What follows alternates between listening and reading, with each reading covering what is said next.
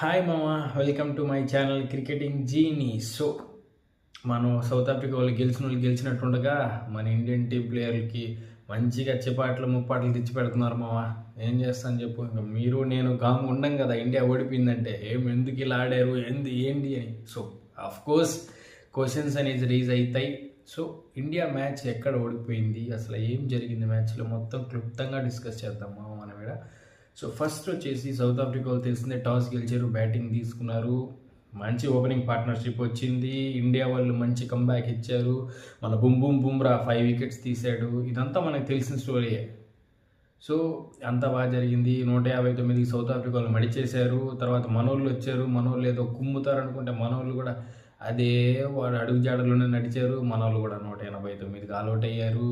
అంతా బాగుంది మా. తర్వాత సౌత్ ఆఫ్రికా వాళ్ళు బ్యాటింగ్ చేశారు. నిక్కీ మూలిగి నిన్న సాయంత్రానికి ఎట్టో ఒక 60 చిల్లర పరుగులు చేశారు మామ.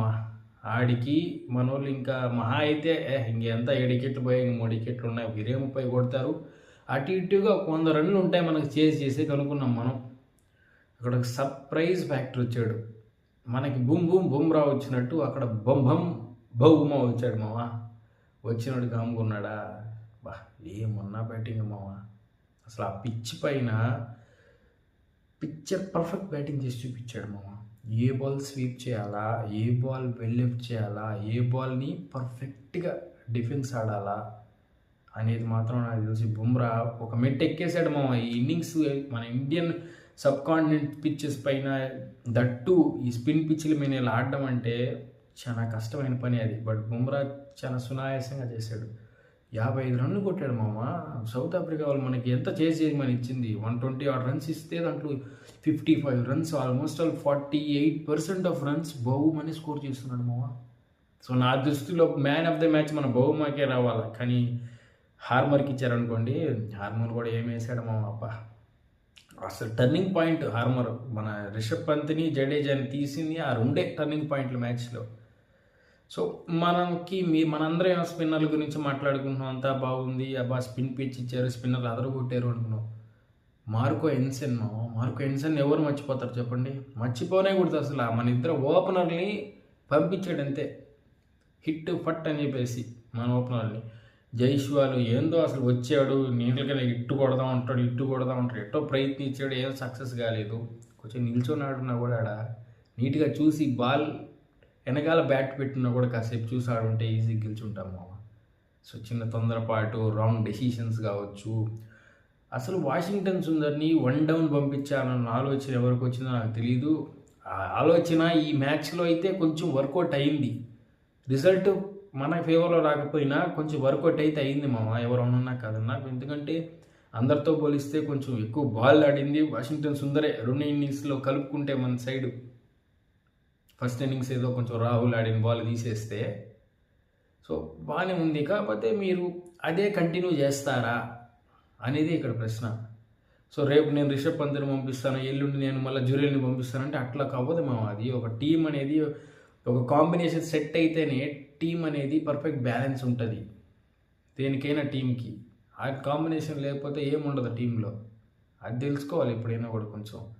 సో మనం గంభీర్కి ఇప్పుడు గంగూలీకి కూడా ఏదో చిన్నగా ఏదో లేస్తున్నట్టుంది, ఆడ మంట పెట్టుంటారు మా ఎవరొకరు.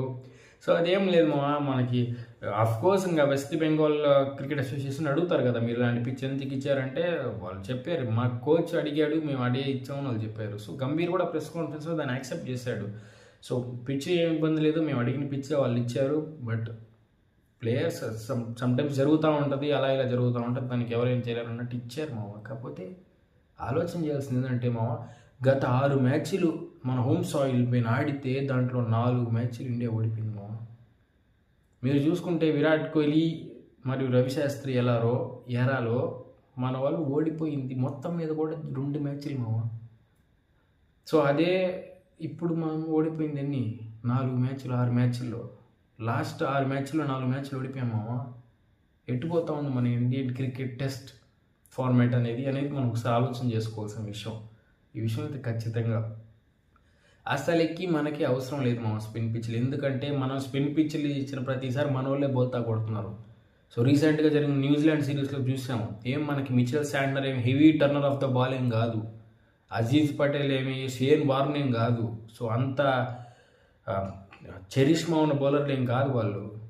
బట్ స్టిల్ వాళ్ళు మన స్పిన్నర్ల కన్నా ఎక్కువ వికెట్లు తీసి వాళ్ళ టీంకి విజయాలు ఎట్టా ఇస్తున్నారంటే అది మనం చేతులు ఎదురా చేసుకున్న మన స్వయం కృపారాధం. అది మనం ఏం చేయలేము దానికి.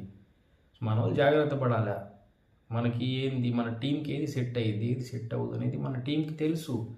తెలిసినప్పుడు దాన్ని అనకుండా మనం ఎప్పుడైనా కూడా మనం అపోజిషన్ని దెబ్బతీయాలా అనే దానికి మనం ఆడతాం. క్రికెట్ కామన్ అది. కాకపోతే ఒక స్ట్రాటజీగా ఉండాలి. మ్యాచ్ మొత్తం అదే పనిగా పెట్టుకొని అయ్యే పిచ్చులు ఇచ్చుకొని చేసుకుంటామంటే అది కుదరదు. ఇంకా అది కొద్దిగా చేసుకుంటే ఇట్లే ఉంటుంది రిజల్ట్స్. ఇంకా మన ఇష్టం వచ్చినట్టు మనం రొటేట్ చేస్తూ ఉంటే ప్లేయర్లను అటు ఇటు మన ఇష్టం కాదు కదా. మనం ఏదైనా కూడా మనం ఏం చేస్తాం, మనం ఒక ఆడియన్స్, మనం ఏదైనా కామెంట్ రూపంలోనో ఏదైనా విషయంలోనో మన ఒపీనియన్ మనం చెప్పగలుగుతాం. But at the end of the day అక్కడ డిసిషన్స్ తీసుకునే వాళ్ళు టీమ్ మేనేజ్మెంట్ వాళ్ళకి అంతా బాగా తెలుసు. సో మంచిగా నెక్స్ట్ నుంచైనా కూడా మనకి టెస్ట్ మ్యాచ్లు ఇలా అవ్వకుండా మంచిగా సెకండ్ టెస్ట్ అయినా మన సౌత్ ఆఫ్రికా మీద మంచిగా గెలుస్తామని కోరుకుంటున్నాను. నేనైతే మాత్రం గెలవకపోయినా గెలిచినా మన టీం పర్ఫార్మెన్స్ అనేది చాలా మేజర్ పార్ట్ ప్లే చేస్తుంది నెక్స్ట్ అప్కమింగ్ మ్యాచ్లో. వాళ్ళు ఏ స్ట్రాటజీతో వస్తారు, వాళ్ళ అప్రోచ్ ఎట్లుంటుంది అని అన్నీ ప్లేలోకి వస్తాయి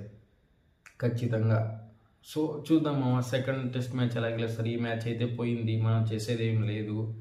సో స్పిన్ అని ఎగిరినా కూడా పర్వాలేదు. స్పిన్నర్లకి పెద్ద తేడా ఏం లేదు ఆడ. స్పిన్నర్లకి పడింది 22 వికెట్లు, 16 వికెట్లు పేసర్లకు పడ్డాయి. పేసర్లు ఏం తక్కువ తినలా. మనకాడ బుమ్రా 5 వికెట్ ఆల్ తీశాడు. మరి మొత్తం స్పిన్ మీద అనేది మనతో సేకి లేదు. సో మన బ్యాట్స్మెన్ అనేది కొంచెం చూసి ఆడుకుంటే బాగుండేది స్టార్టింగ్ నుంచి కూడా.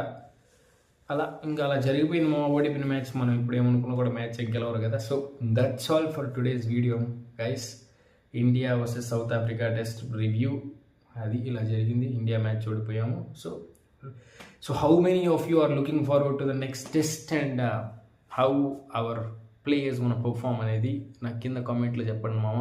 ఎవరు ఎలా ఆడతారు. సో నెక్స్ట్ మ్యాచ్లో వాషి సెంచరీ కొడతాడా? Comment it down.